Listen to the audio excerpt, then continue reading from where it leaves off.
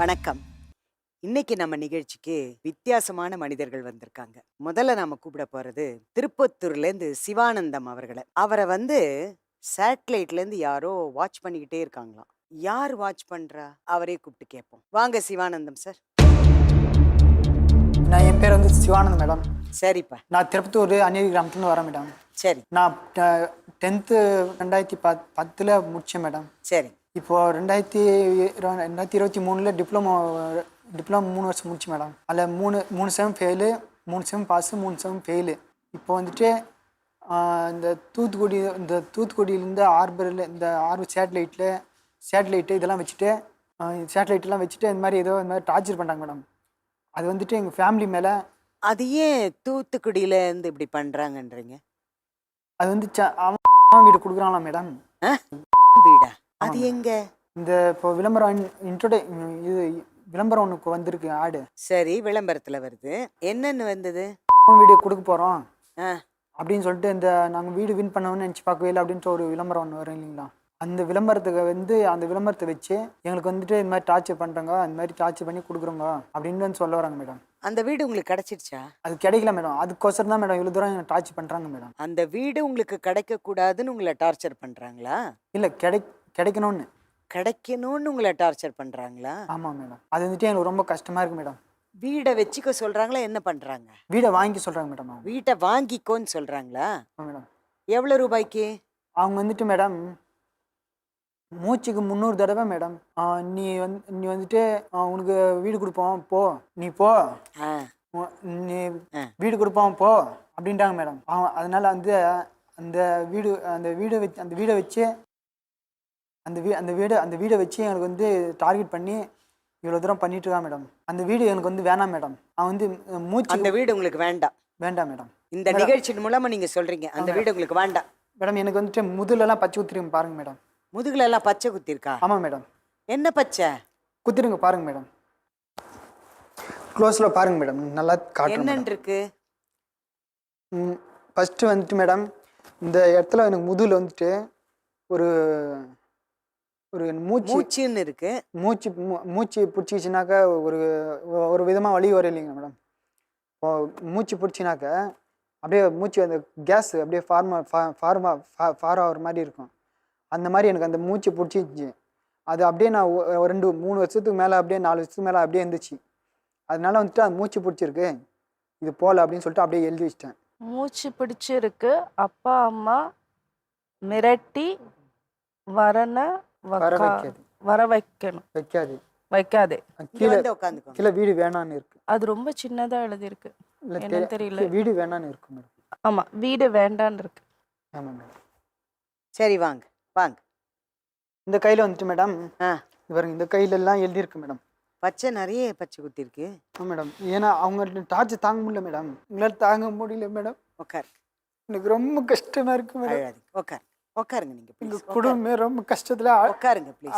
அவிஞ்சு போய் நெருப்பத்தை வச்சு அணிஞ்சு போன மாதிரி எங்க வீடு குடும்பமே அணிஞ்சு போச்சு மேடம். நாங்க என்ன பண்றது தெரியாம நான் இவ்வளவு கஷ்டத்துல வந்திருக்கிறேன் மேடம். நீங்களும் விட்டு எங்க நான் ஃபர்ஸ்ட் போனேன். அங்கே கரெக்டா கப்பல் தெரியலாததுனால அங்க என்னால சொல்லி போக முடியாம போச்சு. உங்க கையில என்ன எழுதிருக்கு? ஆனா உங்களால முடியும் ஒரு நம்பிக்கையில தான் மேடம் வந்திருக்கு. நான் சரிப்பா, காப்பாத்துக்கு அமைதியா உட்காருங்க. எனக்கு ஒரு நல்ல வழி காமிங்க மேடம். கண்டிப்பா உட்காருங்க. நீங்க உட்காருங்க ப்ளீஸ். காரணம் அப்படின்னு என்னுடைய சாவுக்கு என்ன காரணம் ஆகிட்டானாக்கா அவங்க தான் பொறுப்பு அப்படின்னு எழுதி வச்சேன். எனக்கா வண்டியினுடைய டார்ச்சர் அப்போ ரொம்ப பயங்கரமாச்சு மேடம். மூச்சுக்கு 300 தடவை பேசுவாங்க மேடம். எனக்கு ஏன் நீ போ உனக்கு வீடு கொடுப்பாங்க அப்படின்னு சொல்லியே இருந்தாங்க.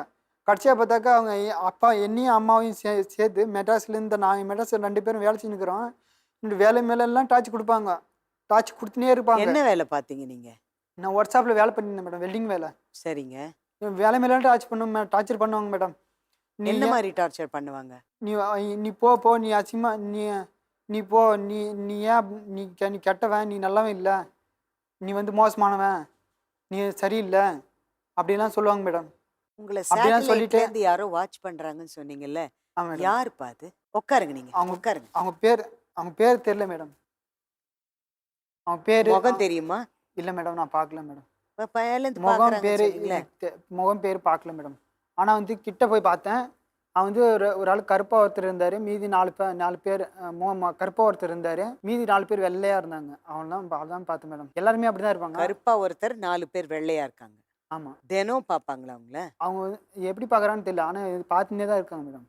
அது பார்க்குறாங்களா இல்லை சரி, சேட்டலைட்ல தான் அங்கேருந்து தான் பார்க்குறாங்கன்னு உங்களுக்கு எப்படி தெரியும்? அவங்க வண்டியில் இந்த ரோட்டில் நான் போகிறேன்னு வச்சுங்களேன் மேடம், இப்போ வந்து சத்தமெல்லாம் கேட்கும். மற்ற எல்லாருக்கும் சத்தமெல்லாம் ஒரு விதமாக கேட்கும், எனக்கு மட்டும் சத்தம் ஒரு விதமாக கேட்கும் மேடம். எப்படி கேட்குது? எங்கே போகணும் எங்கே வரணுன்றதெல்லாம் பேசுவாங்க மேடம். உங்க காதுல பேசிக்கிட்டே இருப்பாங்களா? ஆமாம் மேடம். வண்டி சத்தத்து மூலமாக பேசுவோம் மேடம். நம்ம இப்போ பேசல இல்லைங்களா மேடம், சரிம்மா. இப்போ பேசல எப்படி பேசுங்களோ ஆமாப்பா. அதே போல் அவங்களும் பேசுவாங்க மேடம். வண்டி காதுல பேசிக்கிட்டே இருப்பாங்களா?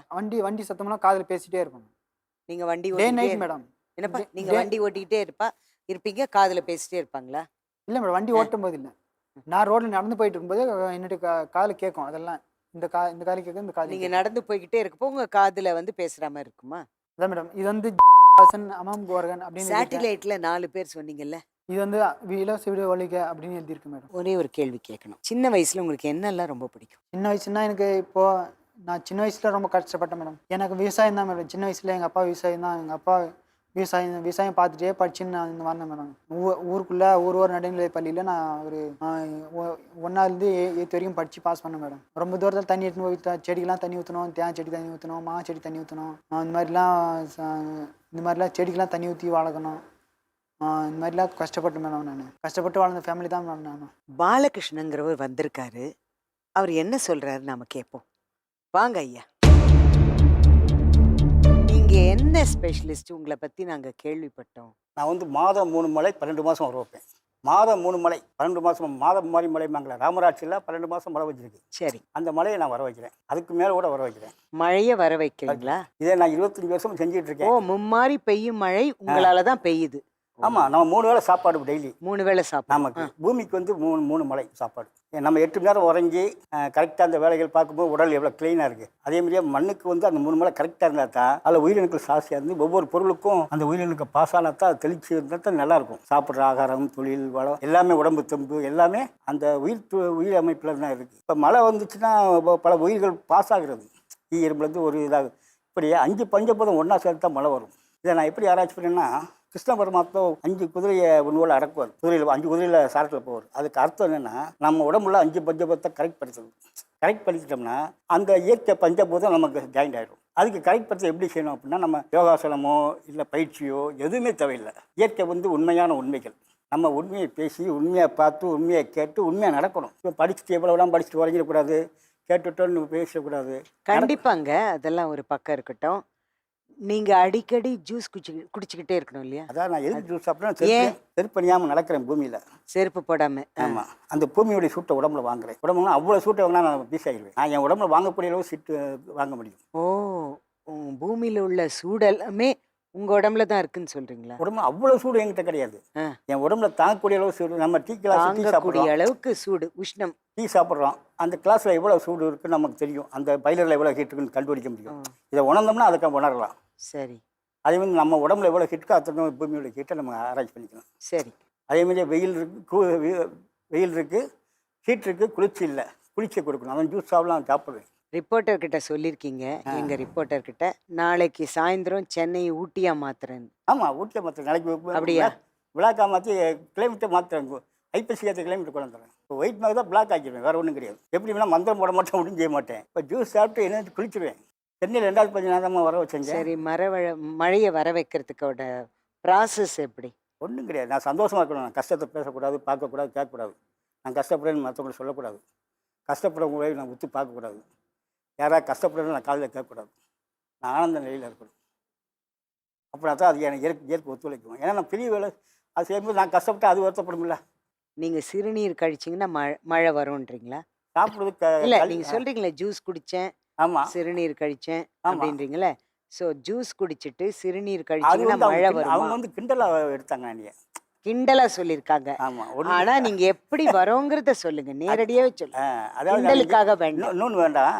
இதே ஊரில் மெட்ராஸில் குடிநீரில் பேசி 2 மாதம் இங்கே தங்கியிருந்தேன். 2014-15 வெள்ளம் வர வச்சு 2 மாதம் தங்கியிருந்து இங்கே மழை வர டெய்லி வந்து ஏரிக்கு தண்ணி வரல. அப்புறம் நான் திருப்பதி போய் மழை வர வச்சு கல்வி பவன் ஆசிரமத்துக்கு தங்கியிருந்து வர வச்சேன். எடுத்து மழை வந்துச்சு கொஞ்சம். எடுத்து மழை வந்துச்சு. என்னாச்சு? இல்லை அந்த ஒரு பார்த்துக்க சிந்தனை மாறுது எனக்கு வேற ஒண்ணும். அவரை பார்த்தா சிந்தனை மாறுது மாறுதா? அதான் எதுக்கு அதனால ஏன் என்ன உங்களுக்கு இல்லை தெரியுது? இல்லை அதாவது இல்ல எனக்கு அதை சொல்லுங்க, ஆர்வமா இருக்கேன். என்ன தோணுது அவரை பாக்குறப்ப? அவரை பார்த்துட்டா இல்லை, ஆ. நம்ம இந்த சப்ஜெக்ட் அவங்களுக்கு புரியாது. புரியாது. அதுக்காக சொல்கிறேன், தெரிஞ்சவங்களுக்கு இருந்தால் ஒன்றும் புரியாது. இப்போ இந்த விஷயத்த சைக்காலஜிஸ்ட் வெண்ணிலா மேடம் கிட்ட கொண்டு போறேன். மேம், உங்க பர்மிஷனோட சிவானந்தம் வந்து உங்க பக்கத்து சோஃபால உட்காரலாமா? ஓரமா அந்த பக்கம். அது இந்த சம்மந்தம் இல்லாத பேசி நினைச்சிங்க. அவரும் இந்த நிகழ்ச்சியில வந்து அவர் வேற வந்திருக்காரு. இந்த நிகழ்ச்சிக்கு அவர் அங்க உட்காரலாம். உங்ககிட்ட நான் இதுவா கேட்குறேன், வாங்க உட்காருங்க சிவானந்தம். ஏன்னா மேடம் பேசுறப்ப தெரியணும்ல, அதுக்காக. அவங்க முகம் தெரியணும். ஆமா, முகம் தெரியணும் இல்லையா, அதுக்காக தான். பாலகிருஷ்ணன் சார், சொல்லுங்க. எனக்கு சில கேள்விகள் இருக்கு சொல்லுங்க உங்ககிட்ட. சொல்லுங்க. நீங்க இப்போ எங்க இருக்கீங்க? நீங்க எங்க வாழ்றீங்க? எங்க உங்களோட வீடு? மதுரையில் வாழ்ந்துட்டு இருக்கேன். இப்போ மதுரையில இருக்கீங்க. நான் பிறந்தது இருந்தது அதே நாள் வாழ்ந்தது சாத்தூர். இப்போ ஒரு 5 வருஷமா மதுரையில் இருக்கேன். மதுரையில இருக்கீங்க. உங்களுக்கு நீங்க சொன்னீங்க இல்லையா, மழையை வர வைக்கிற பவர் உங்ககிட்ட இருக்கு. இதை வந்து எல்லாருக்கும் தெரியப்படுத்தணும்னு நினைக்கிறீங்க. ஆமாம். சரி, நான் பார்க்குற வேலைக்கு தமிழ் வேண்டாமா? நான் இவ்வளோ பார்த்து சைவில் இருக்கேனே, அதை யோசிச்சு பார்க்கீங்களா? எல்லாம் கேட்குங்க, எல்லாம் ரைட்டு. நான் எப்போ என்ன ஸ்டேஜில் இருக்கேன் அது உங்களுக்கு தெரியுதா? இவ்வளோ பெரிய வேலை பார்த்து இப்படி இருக்கேன். ஸோ உங்களால தான் இந்த நீங்க உலகத்துக்கு பாக்குற வேலைக்கு சம்பளம் கேட்கறேன்றீங்களா? மழை பெய்ய வைக்கிற சம்பளம் கேட்குறீங்களா? அது செம்பரம்பாக்கம் ஏரி மாதிரி எல்லாம் உடச்சி விட்டுறீங்களா? அதுக்கு எப்படி என்னம்மா அது இவங்க தண்டனை செஞ்சு கொடுக்குறதா? அவங்க செஞ்சது மேடம் பேசுங்க மேடம். மழைன்றது ஒரு இயற்கையான ஒரு விஷயம், ஆமாம். சரிங்களா? ஏன்னா அவங்க கேட்கும்போது சில இடத்துல நீங்க என்ன சொல்றீங்கன்னா அது இயற்கையாய் வருது அப்படின்றீங்க, சில இடத்துல வந்துட்டு நான் தான் வர வச்சேன்னு சொல்றீங்க. ஆமாம். ஸோ உங்களுக்கே வந்து எங்க வரும்? ஏன்னா இப்போ நீங்க வந்து சென்னையில பொதுவா சொல்றீங்க நாளைக்கு மழை வரும்ன்றீங்க, இயற்கையாவே நாளைக்கு ஏதாவது ஒரு இடத்துல மழை வந்து அது நீங்க தான் காரணம். இயற்கையா இங்க எல்லாம் பக்கத்து மாநிலத்தில் பெய்யும், வெளிநாட்டில் பெய்யும். ஸோ அது இயற்கையா அது பெய்யுறது பெய்யுறதா? இதுவும் இயற்கை தானே. இல்ல இல்ல, நான் என்ன கேக்குறேன்னா அவ்வளோதான். இயற்கை அப்படின்றது வந்து தானா வருது, அதுதான் இயற்கை. ஆமாம். நீங்க என்ன சொல்றீங்கன்னா நான் தான் அதை வர வைக்கிறேன்னு சொல்லும் போது இது வந்து செயற்கையாயிடும். மனுஷன் வந்து வர வைக்கிறது, அதாவது இயற்கையா நடக்கிற ஒரு விஷயத்த நீங்க பண்றதுன்றீங்க. எப்பவுமே ஒரு மனிதன் பண்றான் அப்படின்னா அது செயற்கையான விஷயம் தான், ஆமாம். இல்லையா? அப்போ நீங்க இயற்கையா சொல்றது சரியா, இல்ல நீங்க சொல்ற இந்த செயற்கை எப்படி நாங்க எடுத்துக்கிறது? வணக்கம். இன்னைக்கு நம்ம நிகழ்ச்சிக்கு இளஞ்சோடி, காதல் ஜோடி வந்திருக்காங்க. பாலாஜி, கிருத்திகா. நாங்க காதல் திருமணம் பண்ணிக்க ஆசைப்படுறோம். பொண்ணு வீட்டுல வந்து அவங்க எதுவும் சப்போர்ட் பண்ணல, ஒத்துக்கல. ஆனா புள்ள சைடுல வந்து அவங்க அம்மா அப்பா எல்லாம் ஏத்துக்கிட்டாங்க. ஆனா திருமணங்கிறது முறையா நடக்கணும் இல்லையா? எங்களுக்கு திருமணத்தை முறையா பண்ணி வைங்க, அதுக்கு உண்டான வழிகளை எங்களுக்கு சொல்லி கொடுங்க. இன்னும் சில சிக்கல் இருக்குன்னு சொல்றாங்க. அது என்னன்னு நாம அவங்களே கேட்டு தெரிஞ்சு கூப்பிடலாமா? வாங்க கிருத்திகா, பாலாஜி. என்ன, எப்படி ஆரம்பமாச்சு? எந்த ஊரு? நான் பிறந்தது வந்து பெரிய வெண்மணி மேம். எந்த இடத்துல இருக்குது? பெரம்பலூர் டிஸ்ட்ரிக்ட்ல பெரிய வெண்மணின்ற ஒரு கிராமத்துல நான் பிறந்தேன் மேம். அப்பா அம்மா விவசாயம் தான் மேம் பண்றாங்க. படிக்க வச்சாங்க, ஐடிஐ போய் சேர்ந்தோம். எத்தனை குழந்தைங்க நீங்க வீட்டுல? அக்கா, தம்பி, நான் 3 பேர் மொத்தம். அக்காவுக்கு மேரேஜ் ஆயிடுச்சு, தம்பி இப்போ ஃபாரின் போயிருக்காங்க. அப்புறம் அரியலூர்ல வந்து ஸ்கூல்ல சேர்ந்தேன் மேம். 9th 10th மட்டும் படிச்சிருக்கேன். அங்க 9th 10th ஃபினிஷ் பண்ணிட்டு ஐடிஐ போய் சேர்ந்தேன். நான் ஐடிஐ சேர்ந்தது வீட்டுல யாருக்கும் விருப்பம் இல்லை. 11th 12th படிக்கணும்னு சொன்னாங்க. இது என்னோட கட்டாயத்தினால நான் போய் ஐடிஐ சேர்ந்தேன். ஐடிஐ சேர்ந்து ஐடிஐ வந்து டிராப்ஸ்மேன் மெக்கானிக்கல் டிபார்ட்மெண்ட் எடுத்து படிச்சிட்டு இருந்தேன். அங்க படிக்கும்போது தான் இவரை பார்த்தேன். ஸ்போர்ட்ஸ் டே காலேஜ்ல வச்சாங்க, ஏப்ரல் மந்த்து. ஏப்ரல் 26th நான் இவரை ஃபர்ஸ்டா பார்த்தேன். ஸ்போர்ட்ஸ்ல நான் வந்து எங்க டிபார்ட்மெண்ட்ல நான் மட்டும்தான் பேட்மிண்டன்ல சேர்ந்துருந்தேன். அப்ப கோச்சிங் கொடுக்க எங்களை இந்த இது கிரவுண்டுக்கு வர சொல்லிட்டாங்க. நாங்க கிரவுண்ட்ல தான் இவரை ஃபர்ஸ்டா பார்த்தேன். இவர் வாலிபால் விளையாட வந்தாரு. அப்பதான் பார்த்தேன். அவரும் பாலாஜி நீங்களும் அதே காலேஜ் தானே? ஆமா. நல்ல ஸ்மார்ட்டா இருக்கு, நல்ல பர்சனாலிட்டி, ஸ்போர்ட்ஸ் பர்சனாலிட்டி தெரியும் முகத்தை பார்த்தாலே. என்ன இதுல நீங்க எக்ஸ்பர்ட்? Volleyball height. வாலிபால்ல என்ன பொசிஷன்? நான் அட்டாக்கர். அட்டாக்கர். நீங்க என்ன சப்ஜெக்ட் எடுத்திருந்தீங்க காலேஜ்ல? நான் வந்து நான் SMW எடுத்தேன் மேம். அப்படியா? State medal. அப்படியா? உங்க வீட்ல எத்தனை பேரு? நாங்க அண்ணன் தம்பி 2 பேர் மேம். 2 பேர். மூத்தவர் நீங்க, இளையவரா? நீங்க தம்பி. மூத்தவர் என்ன பண்றாரு? அண்ணன் வந்து டிரைவர் தான் மேம். அப்படியா? அவர் கல்யாணம் ஆயிடுச்சா? ஆயிடுச்சு மேம். அதான் நீங்க வந்து ரிலாக்ஸ் ஆயிட்டீங்களோ? உங்க அம்மா அப்பா எப்படி, ரொம்ப ஜாலி டைப்பா? அம்மா கொஞ்சம் அவங்க ஜாலியாக டைப், அப்பா அதுக்கு மேலே ஜாலியாக டைப் மேம். ஆஹா சூப்பர். வேற என்ன வேணும்? அப்புறம் நெக்ஸ்ட் என்ன நடந்தது? அப்போ நாங்கள் வாலிபால் நான் போகும்போது இவங்க ஸ்போர்ட்ஸில் போய் அங்கே உட்காந்துருந்தாங்க. அதுக்கப்புறம் ஒரு பிடி சார் வந்து எங்களை கூப்பிட்டாங்க, எங்கள் டிபார்ட்மெண்ட்டை. எங்களை கூப்பிடும் போது அப்போ தான் நான் போய் இவங்களை மீட் பண்ணேன். மீட் பண்ணும்போது அப்போ சும்மா தான் பேசினேன். அதுக்கப்புறம் இல்ல அங்க நிறைய கேர்ள்ஸ் இருந்திருப்பாங்கல்ல, கேர்ள்ஸ் டீம் இல்ல தான். நாங்க 2 பேர் தான் மேம் இருந்தோம். ஏன்னா வெயில் டைம்ல எல்லாரும் வந்து கிளாஸ் போயிட்டாங்க. நாங்க ரெஸ்ட் எடுத்துட்டு அப்படியே உட்காந்துருந்தோம் மேம் கிரவுண்ட்ல மரத்தடிக்கு கீழே. உள்ள யாருமே அன்னைக்கு வந்து ஸ்போர்ட்ஸ் டேனா கிளாஸ் அட்டன் பண்ணவே மாட்டோம். கிளாஸ் ஒர்க் எல்லாத்தையும் முடிச்சுட்டு சீக்கிரமே வந்துருவோம் விளையாட. அப்படி விளையாடும் போது நானும் இன்னொரு பொண்ணும் உட்காந்துருந்தோம் மேம். நீங்க அப்படியே டயர்டா உட்கார்ந்திருக்கீங்க. உட்காந்துட்டோம். அப்ப நீங்க என்ன பண்ணிட்டு இருந்தீங்க? ஒரு 3:15 டைமிங்கில் கரெக்டாக அடுத்து பிடி சார் எங்களை கூப்பிட்டாங்க. ஆ, என்னையும் நானும் போர்ட்ஸ்னால் ரொம்ப க்ளோஸ், நானும் அவன் தான் ஐடிஐயில். அவனும் என்னை கூப்பிடும் போது அதுக்கப்புறம் நாங்கள் போகும்போது இவங்க உட்காந்துருந்தாங்க. சும்மா அந்த இடத்துல நானும் அவனும் உட்காந்துருந்தோம். உட்காந்து பேசிட்டு இருக்கும்போது அப்புறம் இவங்களே பேசினாங்க, நீங்க யாரு என்ன ஒரு செல்ஃப் இன்ட்ரோடியூஸ் பண்ணிக்கிட்டீங்களா? ஹலோ, யாரு முதல்ல பேசுனா? இவங்க தான் மேம் பேசினாங்க ஃபர்ஸ்ட். நீங்க பின்னாடி உட்காந்து வேகனா பேசிக்கிட்டு இருக்கீங்களே. ஒரு ஸ்போர்ட்ஸ்மேன்ஷிப்பா ஒருத்தர் பேச ஆரம்பிச்சிங்களா, இல்ல பார்த்ததுமே ஒரு பொறி அப்படி லவ் வந்துச்சு? அப்படிலாம் இல்லைங்க. அந்த இடத்துல உட்காந்து நீங்க என்ன வாலிபாலை பத்தி பேசிட்டு இருக்கீங்க, நீங்க என்ன ஊர் அப்படின்னு என்ன கேட்டாங்க. ஓ சரி. அவங்க பேசுனது அப்போ வந்து வாலிபாலை பத்தி அவங்க பேசிட்டு இருந்தாங்க. நாங்க இங்க ஸ்போர்ட்ஸ் பேட்மிண்டனை பத்தி பேசிட்டு இருந்தோம். சோ அதனால எங்களுக்கு டிஸ்டர்பன்ஸா இருக்குன்னு சொல்லிட்டு அவங்கள வந்து எப்படி சொல்றது, ஒரு டாபிக்க மாத்தணும்ங்கிறதுக்காக. டாபிக்க மாத்தணும்ன்றதுக்காக அப்புறம் பேசிக்கிட்டு அப்புறம் மட்டும் ஒரு 2 நாளுக்கு அப்புறம் இவங்கள்ட்ட நம்பர் கொடுத்தேன் மேம் இவங்கள்ட்ட. நான் அதுக்கு ஸ்போர்ட்ஸுக்கு அங்கே போகும்போது இவங்க முன்னாடி போயிடுவாங்க.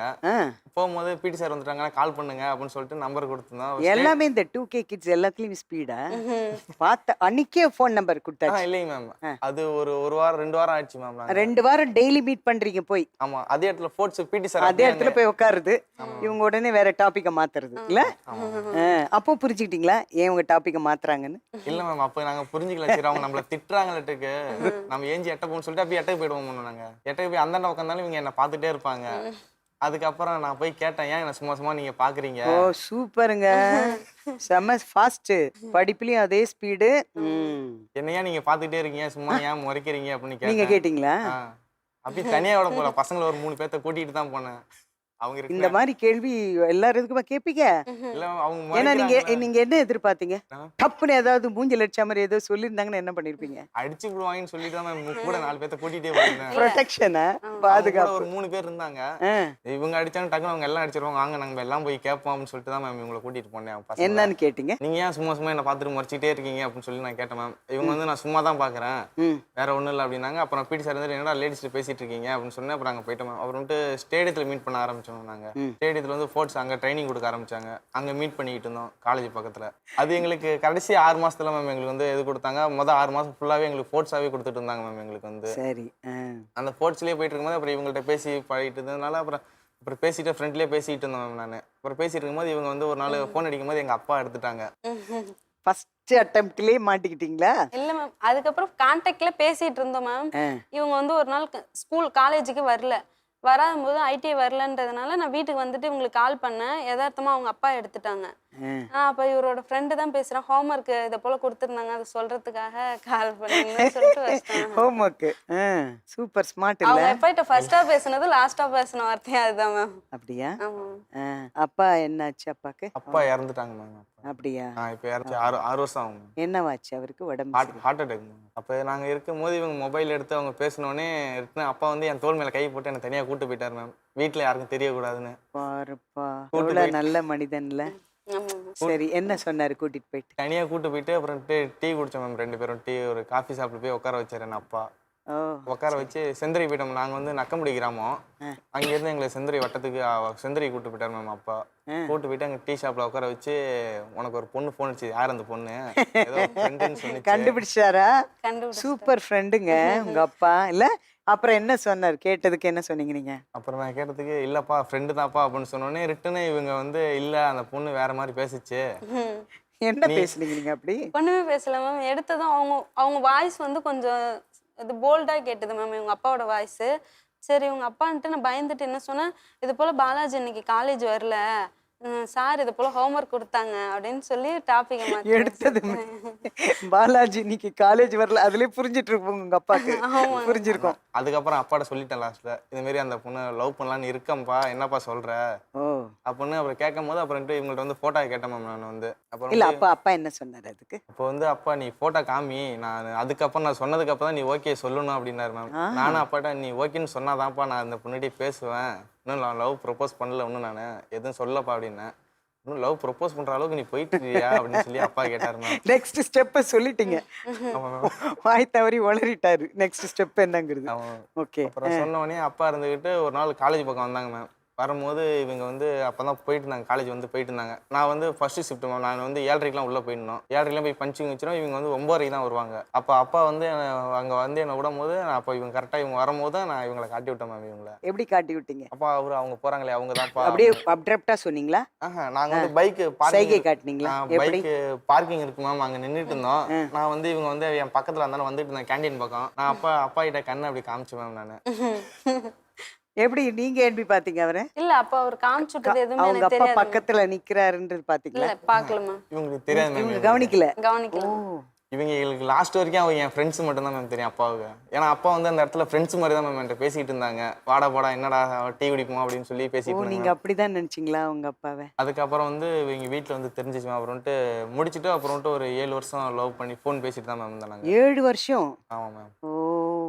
வீட்டில் எப்படி இது பண்ணாங்க, எப்படி திருமணம் பண்ணிக்கணும்னு முடிவெடுத்து? அது வந்து மேம் ஒரு வாட்டி இவங்க கால் பண்ணாமல் இருந்தாங்க மேம். இவங்க வந்து ஒரு வாட்டி என்னை திட்டாங்க, அப்பா ஃபோட்டோவை எடு அப்படின்னு சொல்லி என்ன ஒரு வாட்டி ஹேட் பண்ணதும் எனக்கு டென்ஷன் ஆகி நான் இவங்க நம்பரே பிளாக் லிஸ்ட்டில் போட்டேன் மேம். போட்டு இவங்களை சண்டை போட்டு அப்பாவை திட்டாங்களேன்னு. அவங்க அப்பாவை திட்டிட்டீங்களா? அப்பாவை திட்டல மேம். அதாவது அப்பா இறந்த அப்புறம் அவங்க ஃபோட்டோ வச்சு அழுகுற மாதிரி பிக்லாம் வச்சு ரொம்ப ஃபீல் பண்ணாங்க. அது இவங்க நீ ப்ரொஃபைல்லேருந்து ஃபோட்டோ எடு அப்படின்னு சொன்னோடனே நாங்கள் உடனே இவங்க நம்பர் பிளாக் லிஸ்ட்டில் போட்டேன் மேம். நான் போட்டோடனே அப்புறம் இவங்க வந்து என் நம்பருக்கு ட்ரை பண்ணி புது நம்பர்லேருந்துலாம் கூப்பிடுவாங்க மேம். நான் எடுக்கவே மாட்டேன் நான். அப்போ எப்படி இருந்ததுல உங்களுக்கு தவிப்பு? போனை எடுக்க மாட்டாரு கீர்த்தனா.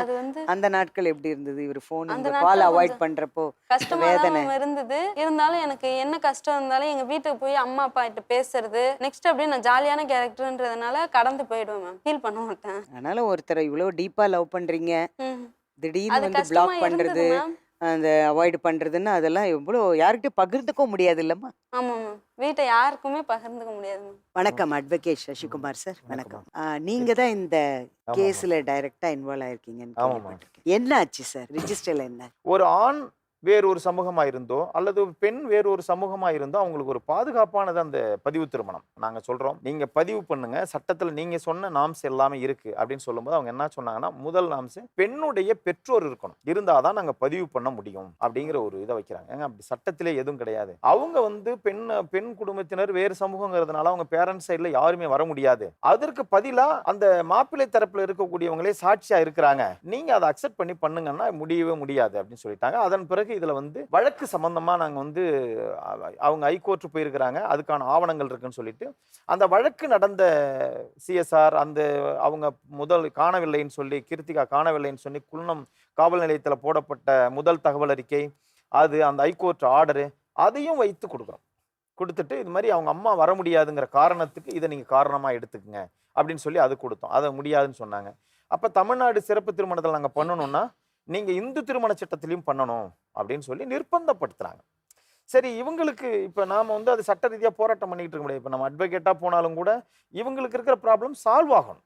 நாங்க போயிட்டு சட்டம் பேசிட்டு நீங்க அப்படி பண்றீங்க இப்படி பண்றீங்கன்னு சொன்னா இவங்களுக்கு அது மன ரீதியா பாதிக்கப்படும். ஏன்னா இவங்க அதுக்கு கான்ஃபிடென்ட்டா இருக்கிறாங்க. ஏன்னா அவங்களுக்கு ஒரு பெரிய ஆதாரம். ஏன்னா இந்த திருமணம் பண்ண பிறகு அவங்களுக்கு இன்னும் சில கஷ்டங்கள் இருக்கு. இந்த திருமணமே இவங்க பதிவு செஞ்ச பிறகும் திரும்ப தாலுகா ஆபீஸ்ல போயிட்டு இவங்க சாதி மறுப்பு திருமணத்துக்கு தனி சர்டிபிகேட் பதிவு பண்ணணும்.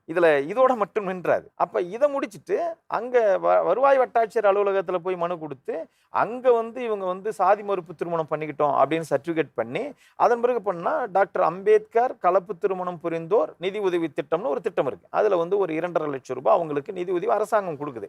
இதையெல்லாம் பெறணும், இதையெல்லாம் ஒரு ரிஜிஸ்டரே சொல்லணும். அவங்களுக்கு வந்து ஒரு தடையாவே இந்த பதிவு திருமணம் இருக்குது. ரொம்ப கடினமா இருந்தது எனக்கு. ஏன்னா அவங்க கேட்ட அனைத்து சர்டிபிகேட்டும் நாங்கள் வச்சிருக்கோம். பண்ண முடியலன்னா இதை ரிட்டர்ன் போட்டு கொடுங்க, அதாவது உங்க ரெக்கார்டில் பதிஞ்சுக்கிட்டு இது பண்றதுக்கு இந்த விண்ணப்பத்தை இவங்க திருமணத்தை பதிவு செய்ய முடியாது அப்படின்னு சொல்லி நீங்க ஒரு ஆர்டரா போட்டு ரிட்டர்ன் கொடுத்துருங்க, நாங்க அதை ஹைகோர்ட்ல போட்டு அவங்க பண்ணிக்குவாங்க. அதுக்கு பாசிபிலிட்டி இருக்கு அப்படின்னு சொன்னா அதுவும் அவங்க செஞ்சு வாங்கவே மறுத்துட்டாங்க. வசந்தகுமார் சார். நான் வந்து பதிவாளர், திருமண பதிவாளரா ஆமா, கிட்டத்தட்ட நீங்க 2000 திருமணங்களை வந்து நான் பதிவு செய்து கொடுத்துருக்கேன். Super sir, super sir. நான் எப்பவுமே அதனால தான் உங்களை இங்க வர வச்சிருக்கோம். ஆமா, சமூக நீதி, சட்ட நீதி இந்த 2 விஷயத்தை நான் வந்து பேரலா இருக்கணும்னு நான் எதிர்பார்ப்பேன். இதுவரைக்கும் நான் வந்து எந்த ஒரு திருமணம் பதிவு பண்ணும் பொழுதும் விஓ சர்டிஃபிகேட் வாங்குவான்னு நான் சொன்னதே கிடையாது. சட்டத்தில் இடம் இல்லை, விஓ சர்டிஃபிகேட் வாங்கணும் அப்படிங்கிறது சட்டத்தில் இடம் இல்லை. உண்மையாவே நான் ஒரு பதிவாளராக இருந்த திருமண பதிவாளர் இருந்ததுனால இது ரொம்ப வேதனையா இருக்கு. ஏன் பண்ண மாட்டேங்கிறீங்க?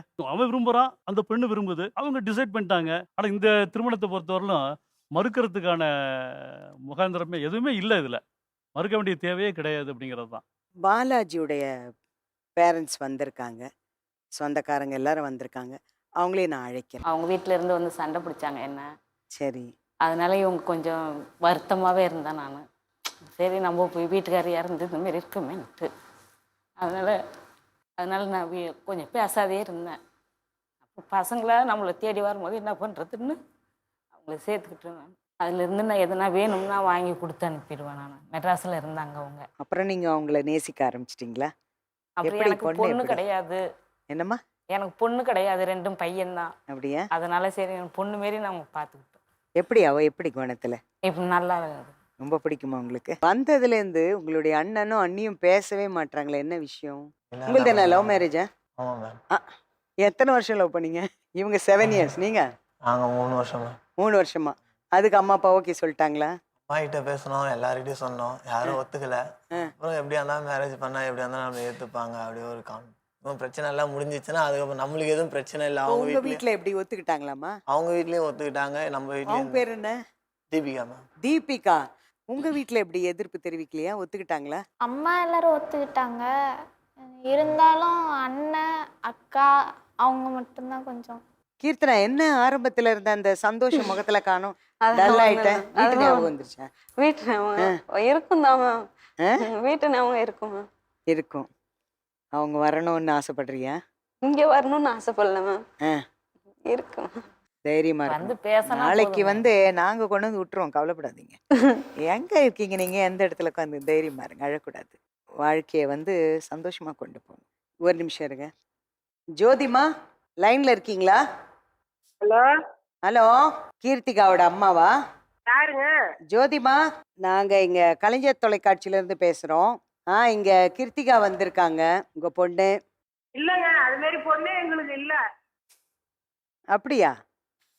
அது மாதிரி பொண்ணே எங்களுக்கு இல்லங்க. ஏன் அப்படி சொல்றீங்க? நீங்க தானே இல்ல, கீர்த்திகாவோட அம்மா. செத்து போச்சு, தலை முழுவிட்டோம். நாங்க கூப்பிட்ட அன்னைக்கு வரல, நாங்க தலை முழுவிட்டோம். அனாவசியமா நாங்களே பைத்தியம் முடிச்சு போயிருக்கோம். எங்களை டென்ஷன் பண்ணாதீங்க. நாங்க கூப்பிட்ட அன்னைக்கு அப்பா அம்மாவா இல்ல, அப்பா அம்மாட்ட பேசவே அனுமதி இல்லைன்னு சொன்னால அவா செத்து போனா. நாங்க அன்னைக்கே தலை முழுவிட்டோம். எங்களுக்கு கிருத்திகான்னு பொண்ணே இல்ல. உங்க பொண்ணு கிருத்திகாவோட கல்யாணம் நடக்க போகுது, அதை உங்ககிட்ட சொல்லணுங்கிறதுக்காக தான் ஃபோன் பண்ணோம். அது கல்யாணம் இருந்தாலும் கருமாய் தான் நடக்குது. எங்களுக்கு பொண்ணு இல்ல, செத்து போச்சுங்க. நாங்க கூப்பிட்ட அன்னைக்கே அவ வரல. எங்களுக்கு அப்பா அம்மா இல்லன்னா, அன்னைக்கு அப்பா அம்மா இல்லன்னா இன்னைக்கு என்ன அவ பேசுறா? அவ செத்து போனா, எங்களுக்கு இல்ல. அவங்களே லைன் கட் பண்ணிட்டாங்க. வாழ்க்கை இங்கேருந்து ஆரம்பமாகுது. உனக்கு சந்தோஷமா இருக்கு. சொல்றது ஈஸி, அவ வேதனை எனக்கு புரியுது. பட் தைரியத்தை விடாது.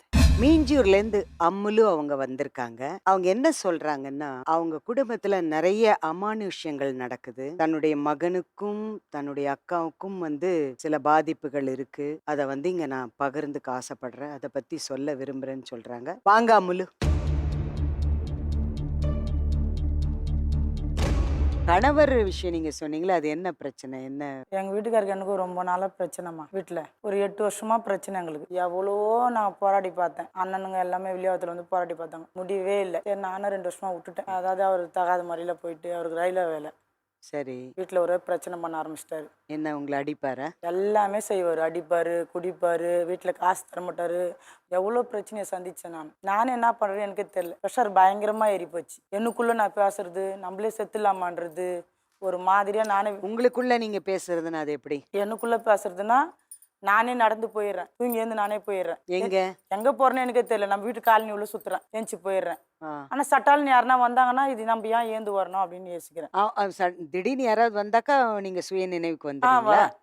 ஏன் இதனால நடக்குது ஏது நடக்குதுன்னு ரொம்ப நாளாக எனக்கும் டவுட்டு.